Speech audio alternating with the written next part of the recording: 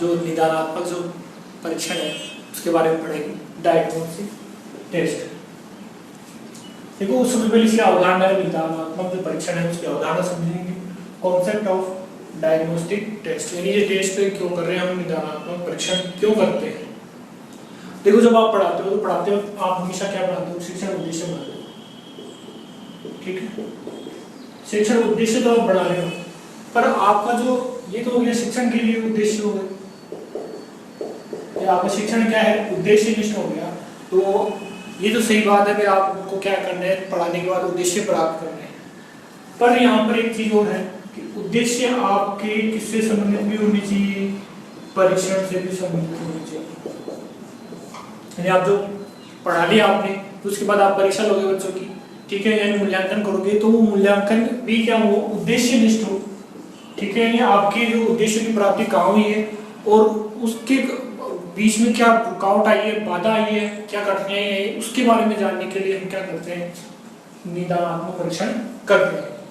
क्या हमने उद्देश्य निर्धारित किए शिक्षण के, हम उद्देश्य प्राप्ति के लिए मूल्यांकन कर रहे हैं, परीक्षण कर रहे हैं, इसके दौरान क्या बाधा आई है, उसके लिए हम क्या करेंगे, जो उन कारणों को जानने के लिए हम निदानात्मक जो परीक्षण है वो करते हैं। देखो इसको नैदानिक परीक्षा भी बोलते हैं, एक दूसरा नाम भी है इसका, ठीक है। सबसे पहला जो टॉपिक है वो देखो, शिक्षार्थी किसी विषय को समझने में कहाँ कठिनाई अनुभव करता है, ये जानने के लिए हम क्या करते हैं, निदानात्मक जो परीक्षण है उसका आयोजन करते हैं। फिर बाद में उपचारात्मक शिक्षण से उसको दूर करते हैं, यानी यहाँ जो बाधा है ये बाधा को हम करेंगे उपचारात्मक शिक्षण से हम इसको दूर करेंगे। फिर किसी विषय में होने वाली मानसिक क्रिया क्या है, उसका जो पूरा विश्लेषण हम करते हैं। कोई भी विषय आपने पढ़ा है, अध्ययन किया है, उसके दौरान आपके मन में जो भी बातें चल रही है, यानी बच्चों के मन में जो भी बातें चल रही है उसका पूरा विश्लेषण इसके अंदर करते हैं, किसके अंदर, निदानात्मक परीक्षण में करते हैं। इसमें उपलब्धि परीक्षण और बुद्धि परीक्षणों के समान समस्या निश्चित नहीं करते, यानी ये समस्या है ऐसे नहीं, हम तो केवल समस्या का कारण क्या है वो जानने का प्रयास करते हैं, किसमें, निदानात्मक परीक्षण में। इसका जो प्रशासन है एक बार कर लेंगे या फिर अधिक बार करेंगे, जब तक हमें कोई समस्या का कारण नहीं पता लगता। जब तक हमें समस्या का कारण नहीं पता लगेगा हम लगातार ये छात्र के ऊपर करते रहते हैं। छात्र सामान्य रूप से प्रगति करता है, अगर प्रगति के दौरान वो असमर्थता पाता है कि असमर्थ हो गया मैं, या फिर उसकी कोई कमजोरी है उसकी, ठीक है, उसका कारण जानना ही क्या है आपके लिए निदानात्मक परीक्षण है। इसमें कोई अंक नहीं प्रदान कर दिया, 10 में से 10 दे दिया या 10 में से 20 दे दिया, आपको केवल समस्या का कारण ही जानना होता है यहाँ पर, ठीक है। उपचार किससे करोगे, उपचारात्मक शिक्षण से करोगे। बालक की अपेक्षित उपलब्धि में बाधक तत्वों की जानकारी हमें इसी परीक्षण के द्वारा मिलती है, और इसके जो कारण है, यानी जो समस्या हमारे सामने क्या क्या आ सकती है, यानी जो कारण है बालक की जो प्रगति में बाधक बन रही है या उसको पढ़ने में बाधक बन रही है, क्या क्या बाधक बनती है। देखो जैसे हमने किसी बच्चे को खड़ा किया, ये खड़े होकर ये पुस्तक पढ़ो या अपनी जो कॉपी में अभ्यास पुस्तिका में जो लिखा है उसको पढ़ो, तो कागज में लिखे शब्दों को पढ़ने में अगर छात्र की आयु दिक्कत कर रही है या उसके पढ़ने का अनुभव, यानी उसको इतना अनुभव नहीं कि पढ़ने का, घर पे अभ्यास नहीं करता, या फिर कभी गुरुजी ने खड़ा किया तो डांट दिया होगा, ऐसा अनुभव उसका। फिर अक्षरों का जो आकार है, भाई अक्षरों का बड़ा आकार है, छोटा आकार नहीं पढ़ने में आ रहा। फिर और किताब की उससे दूरी, यानी वो किताब को कितनी दूर उठाकर पढ़ रहा है या अपने पास में पढ़ रहा है, वो दूरी क्या है, या फिर प्रकाश की व्यवस्था, या अंधेरे में बैठा है या ज्यादा रोशनी आ रही है, तो उससे भी क्या है कि रिफ्लेक्शन से उसको दिखाई नहीं देता। तो हमें क्या करना है, केवल निदानात्मक जो परीक्षण है उसके द्वारा केवल जो कारण या कारक जानने किसी भी समस्या है, और कुछ नहीं करना है इसके अंदर, हमें केवल कारण जानते हैं, ठीक है। निदानात्मक जो परीक्षण है उसकी जो परिभाषा है उसकी तरफ चलते हैं। देखिए डेफिनेशन ऑफ डायग्नोस्टिक टेस्ट, यानी इसकी जो परिभाषा है बिल्कुल आसान है। तो रोज के अनुसार जो परिभाषा दी गई दो प्रकार की, पहली, ठीक है, दोनों महत्वपूर्ण है। तो पहली जो परिभाषा उसने ये कहा कि निदानात्मक परीक्षण व्यक्ति की जांच करने के पश्चात किसी एक या अधिक क्षेत्रों में उसकी विशेषताओं और कमियों को व्यक्त करता है, यानी क्या ढूंढेगा परीक्षण, आप विशेषताओं और कमियों ढूंढता है। उसको कोई नंबर नहीं देता कि आपके 10 में से 10 नंबर आ रहे हैं या 10 में से 8 नंबर आ रहे हैं, वो कोई नंबर नहीं देता निदानात्मक जो परीक्षण है। वो केवल उसकी जो विशेषताएं और कमियों को उजागर करेगा वही बताता है। फिर है एक निदानात्मक परीक्षण किसी क्षेत्र विशेष में होशियारी या कमजोरी का एक विस्तृत आरेख उपलब्ध कराता है, यानी एक विस्तृत बड़ा सा आरेख लेखा जोखा उपलब्ध कराता है व्यक्ति की होशियारी यानी विशेषता और कमजोरी के बारे में। यह विस्तृत विश्लेषण सामान्य कमियों के कारणों को सुझाव देता है, यानी जो सामान्य जो कमियां हैं उसके कारण उसको सुधारने का सुझाव भी देता है, और उपचारात्मक प्रक्रिया के लिए दिशा प्रदान करता है। यानी हम क्या करते हैं, निदानात्मक परीक्षण के बाद हम क्या करते हैं, उपचारात्मक शिक्षण करते हैं। ठीक है, वही ये चीज बता रहा है कि हम क्या करेंगे, उपचारात्मक शिक्षण करेंगे, यानी उपचारात्मक परीक्षा क्रिया के लिए ही दिशा प्रदान करता है, आपको इस समस्या के ऊपर आगे बढ़ना है, उसका हल निकालना है। फिर है क्रो के अनुसार निदानात्मक परीक्षणों का निर्माण छात्रों की अधिगम संबंधी विशिष्ट कठिनाइयों का ज्ञान, यानी जो छात्र की सीखने से संबंधित, अधिगम यानी सीखने से संबंधित जो विशिष्ट कठिनाइयां हैं उनको उनका ज्ञान करने या निदान करने के लिए किया जाता है, यानी उसको पता लगा ले और फिर बाद में हम क्या करेंगे, उपचारात्मक शिक्षण से उसको दूर करेंगे। फिर है गुण के अनुसार निदान का अर्थ है अधिगम संबंधी कठिनाइयों एवं कमियों का स्वरूप का निर्धारण, यानी सबने एक ही चीज बोली है कि सीखने के दौरान छात्र को जो कठिनाइयां कमियां आ रही है उनको पकड़ना, उनको ढूंढना, उनका निर्धारण करना। ठीक है, अब हम जो निदानात्मक जो परीक्षण है, जो हम परीक्षण हम बच्चों पर करेंगे उनकी कठिनाइयों को जानने की, उसके क्या उद्देश्य होंगे हमारे लिए। ठीक है, हमें किन किन उद्देश्यों की प्राप्ति होगी, एम्स ऑफ डायग्नोस्टिक टेस्ट। पहला है शैक्षिक एवं व्यावसायिक निर्देशन, यानी हम छात्रों को इस परीक्षण के बाद उनको शैक्षिक निर्देशन देंगे, भाई तुम शिक्षा, तुम्हारा जो एजुकेशन है भावी जो तुम्हारी शिक्षा है उसमें ये आप अध्ययन करो विषय, और व्यवसाय का निर्देशन भी कर सकते हैं, भाई तुम इस चीज में होशियार हो, इस चीज में कमजोर हो, तो तुम जिस चीज में होशियार हो उसकी तरफ आगे ज्यादा ध्यान दो। यानी आपको अगर संकाय निर्देशन में भी सहायता करने से कोई कला लेना चाहता है, ठीक है, कोई वाणिज्य लेना चाहता है, और कोई आपका विज्ञान संकाय, तो उसके लिए भी हम क्या करेंगे, ये जो निदानात्मक परीक्षण है उसका प्रयोग करेंगे। फिर व्यक्तिगत विभिन्नताओं को कम करने के लिए, यानी जो छात्रों की जो कमजोरियां हैं उनका हमें पता लग जाएगी,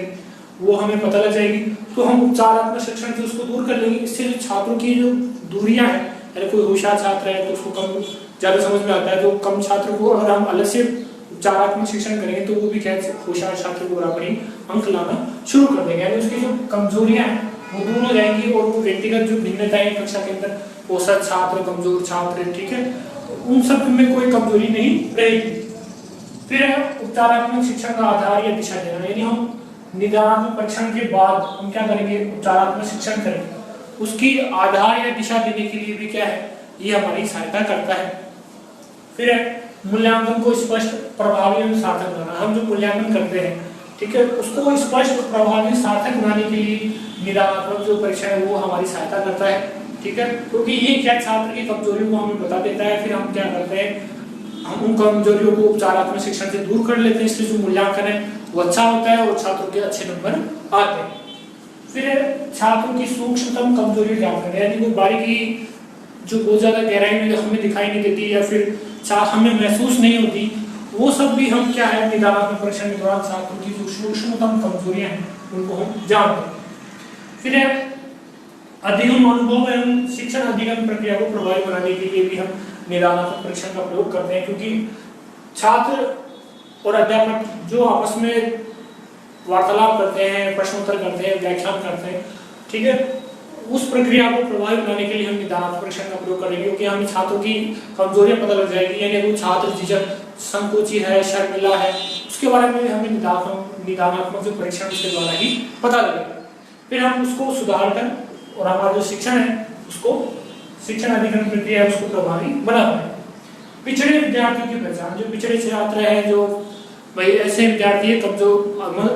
अल्प बुद्धि तो नहीं, केवल कुछ कमजोरी के कारण थोड़ा पिछड़ गए, उन छात्रों की पहचान के लिए हम निदानात्मक परीक्षण का प्रयोग करते हैं। उनकी पहचान करके हम फिर क्या करेंगे, उपचारात्मक शिक्षण करें। शिक्षण विधियों में समुचित सुधार, यानी हमारी जो शिक्षण विधि है उसमें क्या कमजोरी रह रही है, यानी हम कैसे अच्छा, क्या हमारी कमी रह गई पढ़ाने के अंदर, वो भी हमें निदानात्मक परीक्षण के द्वारा ही पता लगती है। बाल केंद्रित पाठ्यक्रम बनाना, यानी पाठ्यक्रम में लगातार बदलाव हमें करते रहना पड़ता है। तो निदानात्मक परीक्षण के द्वारा हम जो छात्रों की जो कठिनाई है उनको हम ज्ञात कर लेते हैं, फिर उन कठिनाइयों को दूर करने के लिए हम क्या करते हैं, बाल केंद्रित छात्र केंद्रित पाठ्यक्रम का निर्माण करते हैं। छात्र अभिभावक को परामर्श व निर्देशन, यानी छात्रों को भी ये निर्देश की छात्र की जो कमजोरियां छात्रों को भी बताई जाती है और अभिभावकों को भी बताई जाती है निदानात्मक परीक्षण के बाद। ठीक है, फिर वो परामर्श और निर्देशन दिया जाता है कि आप ये काम करो ताकि ये जो कमजोरी है छात्र की वो दूर हो जाए, और अब अभिभावक को भी पता लगता है कि हमें ये हमारे छात्र की कमजोरी है और इसको ऐसे दूर करने पर वापस ही छात्र सामान्य रूप से कार्य करने लग जाए। फिर मूल्यांकन पद्धतियों में परिवर्तन लाना, यानी मूल्यांकन करने के जो हमारे तरीके हैं, यानी अलग अलग तरीके हम अपनाते हैं, टेस्ट लेते हैं, ठीक है, मौखिक परीक्षा लेते हैं, लिखित परीक्षा लेते हैं, वस्तुनिष्ठ प्रश्न, निबंधात्मक प्रश्न, ठीक है, लघुत्मक प्रश्न, उनके अलावा भी जो बुद्धि परीक्षण है, अभिरुचि परीक्षण है, उन सभी में भी हम क्या करेंगे, बदलाव लाते हैं, किसके आधार पर, निदानात्मक परीक्षण के आधार पर। फिर है परीक्षण हेतु क्रमबद्ध रूप से पदों का निर्णय डालें, यानी हम कौन कौन से प्रश्नों को रखेंगे या फिर कौन कौन से हम पद रखेंगे, ठीक है, किसके अंदर, आपके निदानात्मक परीक्षण में, उसके लिए भी हमें क्या है, एक क्रमबद्ध रूप अपनाना पड़ेगा, तो ही हमें निदानात्मक जो परीक्षण वो हमारा सफल हो पाएगा। इसलिए उनका निर्धारण भी हम पहले से करेंगे। फिर उपलब्धि परीक्षण में सहायता, यानी छात्र की उपलब्धि कितनी है उसकी परीक्षण करने के लिए भी हमारी सहायता करता है, यानी उसके छात्र के 10 में से 10 नंबर कब आएंगे, ठीक है, जब उसकी कमजोरियां दूर हो जाएगी, ठीक है। इसलिए हम क्या करेंगे, पहले निदानात्मक परीक्षण करेंगे, उसके बाद हमारा क्या है, उपलब्धि परीक्षण है, यानी उसको अगर 70% से 90% भी ले जाना है छात्र को, उसकी में हमारी सहायता करेगा, यानी प्रतिशत अंक आएंगे किसमें, उपलब्धि परीक्षण में। जैसे वार्षिक परीक्षा हो गई विद्यार्थी की, वो क्या है, उपलब्धि परीक्षण है, उसमें सहायता कौन कर रहा है, आपका निदानात्मक परीक्षण। विद्यालय स्तर पर क्या क्या विषय होते हैं भाई, उनके अंदर क्या क्या समस्या आती है, वो समस्याएं देखो। गणित सबसे पहले नंबर पे आती है भाई, गणित के सवाल ही समझ में नहीं आते, गुरुजी क्या पढ़ाते हैं ब्लैक बोर्ड पर, हमारे कुछ पल्ले नहीं पड़ता। यानी जो गणित है, गणित के अंदर सुधार के लिए हमें क्या करना है, काफी ज्यादा मेहनत करनी पड़ती है। उसके लिए गणित में क्या क्या छात्र को समझ नहीं आता, किसी को जोड़ आता है, किसी को गुणा आता है, या किसी को भाग नहीं आता, किसी को घटाना नहीं आता, तो जो निदानात्मक परीक्षण है उसके द्वारा ही हमें वो कमजोरी छात्र की पता लगती है। अलग अलग छात्र की अलग अलग कमजोरियां होती है। भाषा का व्याकरण संबंधी हुई, कोई लिंग परिवर्तन नहीं कर पाता, या फिर कोई वचन परिवर्तन नहीं कर पाता, या फिर बहुवचन को एक वचन पढ़ लेता है, समझ नहीं पाता कुछ भी, ठीक है, या फिर भूतकाल को वर्तमान काल के रूप में पढ़ता है, बोलता है, ठीक है, तो वो जो कठिनाइयां हैं वो भी निदानात्मक परीक्षण से हमें पता लगेगी। फिर है वाचन, भाई कोई छात्र रुक रुक के बोलता है, अटक अटक कर बोलता है, या फिर हकला के बोलता है, तो वो भी क्या है, हमारे लिए क्या है, निदानात्मक परीक्षण से हमें उसको पता कर सकते हैं। फिर है लेखन। लेखन में देखो भाई, वो श्रुति लेख में सुनकर नहीं लिख पाता, या फिर देखकर नहीं लिख पाता, या फिर बड़े अक्षरों को नहीं लिख पाता, छोटे अक्षरों को नहीं लिख पाता, तो लेखन संबंधी जो भी कमजोरियां हैं वो भी हम निदानात्मक परीक्षण से ला सकते हैं। फिर अक्षर विन्यास, यानी अक्षर कैसे लिख रहा है, वो क्या को ऐसे लिख रहा है, या फिर ऐसे लिख रहा है, या फिर ऐसे लिख रहा है, तो कुल मिला के ये है कि अक्षर जो विन्यास है छात्र का वो कैसे सुधारा जाए, उसकी जो कमजोरी है, हाथ को चलाने का जो तरीका है, वो भी हम निदानात्मक परीक्षण से पहचान सकते हैं और उपचारात्मक शिक्षण से उसको दूर करेंगे। फिर है विज्ञान संबंधी जो उसको जो कई अंधविश्वास है उनको कैसे वो दूर करें, या फिर जो विज्ञान के प्रयोग है वो कैसे कर पाता है, तो उस प्रयोग के दौरान क्या क्या उसको परेशानियां आती है, वो भी हम किससे, निदानात्मक जो परीक्षण उसे ही प्राप्त उसकी जानकारी कर सकते हैं। कुल मिला के ये कह सकते हैं कि जो निदानात्मक जो परीक्षण है उसका एक ही उद्देश्य है, छात्रों की कठिनाइयां समस्या जानना, ठीक है। निदानात्मक जो परीक्षण है उसकी आवश्यकता और महत्व को हम पढ़ते हैं। देखिए, need and importance of diagnostic test. छात्रों की विशेष क्षेत्र में कठिनाइयां कमजोरी दूर करने का प्रयास इसके द्वारा किया जाता है। नहीं, हम निदानात्मक परीक्षण से हमें पता लगता है कि छात्र की समस्या है, या ये कठिनाई उसको पढ़ने के दौरान आ रही है, लिखने के दौरान आ रही है, या फिर वो होमवर्क करता है तब आ रही है, या फिर हम पढ़ा रहे हैं उस वक्त आ रही है, तो उस समस्या का जानने के लिए हम निदानात्मक परीक्षण का प्रयोग करते हैं। उसके बाद समस्या का पता लगता है, समस्या का पता लगने के बाद उसका उपचारात्मक शिक्षण हम करते हैं। अंक नहीं, जिन प्रश्नों में छात्र ने गलती की उनको जानना। हम केवल यहाँ पर कोई नंबर थोड़ी ना देते बच्चों को 10 में से 10 नंबर दूंगा या फिर 8 नंबर दूंगा 10 में से, या फिर 9 नंबर, ऐसा नहीं। हम यहाँ पर केवल एक ही चीज करते हैं, बच्चे ने जो प्रश्न का उत्तर गलत दिया, प्रश्न दिया हमने, बच्चे ने उत्तर गलत कर दिया, तो ये प्रश्न उत्तर गलत क्यों किया उसके ऊपर ध्यान देते हैं। यानी अगर उसने सही उत्तर दिया है तो उस पर ध्यान नहीं देंगे, जिन प्रश्नों का उत्तर उसने गलत दिया है उसी की तरफ हम ध्यान दें। शिक्षण प्रक्रिया को प्रभावी बनाने के लिए हमारी सहायता करता है, क्योंकि हम पढ़ा रहे हैं तो हम पढ़ाएंगे कि तो छात्रों को समझ में कम आ रहा है या फिर कौन सी शिक्षण विधि छात्रों के लिए उपयुक्त है, उसका हमें पता कब चल जाएगा, जब समस्या पता लगेगी छात्रों की समस्या को पता लगाने के लिए हम निदानात्मक परीक्षण का प्रयोग करेंगे। फिर विषय वस्तु का विश्लेषण करने के लिए, यानी हम कोई चीज पढ़ा रहे हैं, ठीक है, कोई प्रकरण पढ़ा रहे हैं, उसको विश्लेषण करने के लिए कक्षा के अंदर भी हम जो निदानात्मक परीक्षण उसका प्रयोग करेंगे। इसलिए छात्रों की जो कठिनाइयां है वो हमें पता लग जाएगी, फिर हम कठिनाइयों को दूर करके ही हम पढ़ाएंगे, तो विषय वस्तु का क्या हो जाएगा, विश्लेषण अपने आप ही हो जाएगा। सामान्य छात्र, समस्याग्रस्त छात्र, दोनों को लाभ होता है। यानी जो कई बार ऐसी स्थिति होती है कि हमें पता है कि ये पिछड़ा बालक है, तो हम उसका तो उपचारात्मक शिक्षण कर देंगे, ठीक है, निदानात्मक परीक्षण के बिना ही। पर निदानात्मक परीक्षण से ये पता लग जाता है कई बार जो सामान्य छात्र है उसको भी कोई समस्या हो सकती है, ठीक है, इसलिए उसको भी ये फायदा हो जाता है हमें कि वो सामान्य छात्र उसकी समस्या भी हमें पता लग जाती है निदानात्मक परीक्षण से। विषय या इकाई विशेष की समस्या याद करें, यानी कोई इकाई विशेष है या कोई यूनिट है वो थोड़ी कठिन है, बच्चों को कम समझ में आ रही है, उसको जानने के लिए, या फिर विषय जैसे गणित विषय है, बच्चों को जोड़ना घटाना आ रहा है या फिर भाग देना नहीं आ रहा, गुणा करना नहीं आ रहा, उसके बारे में जानने के लिए भी हम क्या करते हैं, निदानात्मक परीक्षण का प्रयोग करते हैं। फिर उपचारात्मक शिक्षण का आधार, यानी हम पहले निदानात्मक परीक्षण करेंगे, उसके बाद हमें समस्या का पता लगेगा, उसके बाद ही तो हम क्या करेंगे, उपचारात्मक शिक्षण। तो इसके लिए जो नींव कौन तैयार करता है उपचारात्मक शिक्षण के लिए, आपका निदानात्मक परीक्षण। फिर मानसिक प्रक्रिया का विकास करने के लिए उपयोगी, यानी छात्र की जो समस्या हमें पता लग जाएगी तो उनका मानसिक जो विकास है वो रुक रहा है, उसको दूर करने के लिए हम उपचारात्मक शिक्षण करेंगे। इसलिए ये जो निदानात्मक परीक्षण है वो बहुत ज्यादा उपयोगी छात्र के मानसिक विकास के लिए। फिर वांछित और वास्तविक उपलब्धि की दूरी को समाप्त करने में सहायता। हमने जो शिक्षण के उद्देश्य बनाए भाई, हमने वांछित यानी अपेक्षित है और जो वास्तविक हमें प्राप्त हो रहे हैं, ठीक है, हमने जो वांछित बनाई और वास्तविक उपलब्धि क्या हो रही है, यानी हमने तय किया कि ये चीज पढ़ाई, जैसे जोड़ना पढ़ाया, जोड़ घटाव पढ़ाया, ठीक है, ये हम चाहते हैं कि बच्चे सीख जाए, पर वास्तविक रूप में बच्चे वहां वो चीज नहीं सीख रहे, तो वो क्यों नहीं सीख रहे, वहां से वहां तक की सीखने की जो दूरी है उस दूरी को समाप्त करने के लिए हम निदानात्मक परीक्षण का प्रयोग करते हैं, ताकि हमें क्या हो, हमने जो उद्देश्य बनाया वास्तविक जो वांछित वो वास्तविक रूप में हमें प्राप्त हो, यानी जो उपलब्धि छात्र के लिए वांछित है वही क्या है, वास्तविक रूप में उसको प्राप्त। फिर विद्यालय में अव्यय अवरोधन के कारण जानना, हमेशा ये सबसे ज्यादा महत्वपूर्ण है। अव्यय यानी छात्र ने एडमिशन ले लिया और स्कूल छोड़ के ड्रॉप आउट होकर चला गया, यानी उसने एडमिशन ले लिया और छोड़कर चला गया। कई बार क्या होता है कि या तो गुरुजी सख्त होते हैं, वो पिटाई ज्यादा कर देते हैं छात्र को, मैं जाऊंगा नहीं स्कूल, या फिर छात्र की कोई कमजोरी आ जाती है या घर में कोई परेशानी है, उन सबको भी हम क्या है निदानात्मक परीक्षण से ज्ञात कर सकते हैं, उसको दूर करके हम विद्यालय जो छात्र है उसको रेगुलर विद्यालय में बनाए रख सकते हैं, ठीक है। अवरोधन यानी एक कक्षा में पढ़ रहा है छात्र, फिर एक साल छोड़ दिया, फिर एक साल बाद आके वापस उसी कक्षा में पढ़ रहा है, तो वो क्या हो गया, अवरोधन हो गया, यानी वो पढ़ तो रहा है लगातार पर बीच में रुक कर वो विद्यालय में आ रहा है, ठीक है। वो क्या वो समस्या हमें कब पता लगेगी, हम जब निदानात्मक परीक्षण हम छात्रों पर करेंगे। फिर इन दोनों को क्या है हम दूर करने का प्रयास करेंगे और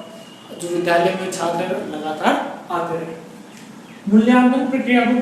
प्रभावित करता है कौन, निदानात्मक परीक्षण। निदानात्मक परीक्षण से क्या होता है कि छात्र की कमजोरियां पता लगती, वही कमजोरियां पता लगते ही हम क्या करेंगे, उन कमजोरियों को दूर करेंगे, जो मूल्यांकन प्रक्रिया वो हमारी सुधर जाएगी और जो अंत में जो वार्षिक परीक्षा में रिजल्ट आएगा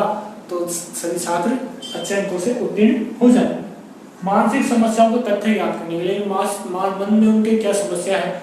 ठीक है, वो हमें दिखाई तो नहीं देती, पर हम जो परीक्षण करेंगे निदानात्मक परीक्षण, तो उसके क्या तथ्य है वो हमें ज्ञात हो जाएगा, ठीक है। फिर शिक्षण परामर्श निर्देशन हेतु इन तीनों के लिए क्या है, निदानात्मक परीक्षण कंपलसरी हो चुका है, इसका विद्यालय में प्रयोग करना आवश्यक ही होता है। यानी शिक्षण में सुधार के लिए छात्रों को, अभिभावकों को परामर्श और निर्देशन के लिए हम क्या करते हैं, निदानात्मक परीक्षण का प्रयोग करते हैं, ताकि छात्र की जो अच्छाइयां हैं, क्या गुण है, वो उसको बता सके कि इस क्षेत्र में तुम आगे अध्ययन करो और तुम्हारा जो व्यवसाय है उसको अपना सको।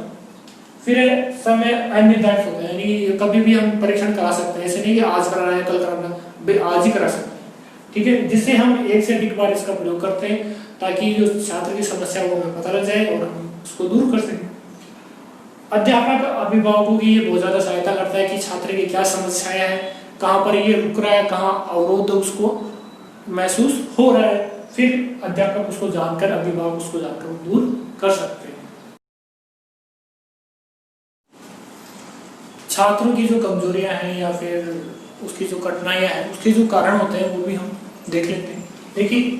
अवरोधन, यानी छात्र क्या है, एक ही कक्षा में लगातार पढ़ता जा रहा है या फेल होता जा रहा है, या फिर वो एक साल तो पढ़ लिया, फिर वापस छोड़ दिया, फिर वापस दूसरे साल आके उसी कक्षा में बैठ रहा है, तो वहां पे क्या हो गया, अवरोधन हो गया। यानी वो लगातार एक कक्षा में पढ़ रहा है या फिर एक साल छोड़कर वापस अगले साल दूसरी क्लास में अगर वो पढ़ रहा है, तो वहां पर वो एक साल पिछड़ा होता जाता है, यानी उसके साथ वाले जो जूनियर है वो ही क्या सीनियर हो जाते हैं, और वहां पर उसके जो हीन भावना होती है वो ग्रस्त हो जाता है और आपको पढ़ाई छोड़ ही दे। या फिर अपव्यय, यानी छात्र है कक्षा 1 में एडमिशन ले रहा है और 5 तक पढ़ रहा है और फिर वो छोड़कर चला जाता है, या उसके कई कारण हो सकते हैं, भाई अच्छा अध्यापक अच्छी तरह नहीं पढ़ाते हैं, या फिर ज्यादा पिटाई कर देते हैं, या फिर घर की जो परिस्थिति वो ऐसी है कि उसको काम करके ही काम करना ही पड़ेगा, कमाना ही पड़ेगा, तो वो पढ़ाई छोड़कर वो कार्य करने लग जाता है। इसलिए ये 2 महत्वपूर्ण कारण है विद्यार्थियों के पढ़ाई छोड़ने। फिर है स्वास्थ्य, कई छात्रों का जो स्वास्थ्य है वो बहुत ज्यादा खराब रहता है, तो वो विद्यार्थी क्या है, स्वास्थ्य के कारण क्या पढ़ाई पर ध्यान नहीं देते, अपने शरीर पर ही ध्यान दे ले, वो ज्यादा बेहतर होता है। फिर है शारीरिक कमजोरी, भाई कई जो छात्र है भाई लिख नहीं पाते, भाई उनकी दृष्टि या फिर सुनने की क्षमता कम है, आँख देखने की क्षमता कम होती है, तो उन छात्रों की जो शारीरिक कमजोरी है उसके कारण भी वो थोड़े पिछड़ जाते हैं, वो भी क्या उसके उनके लिए वो समस्या रहती है।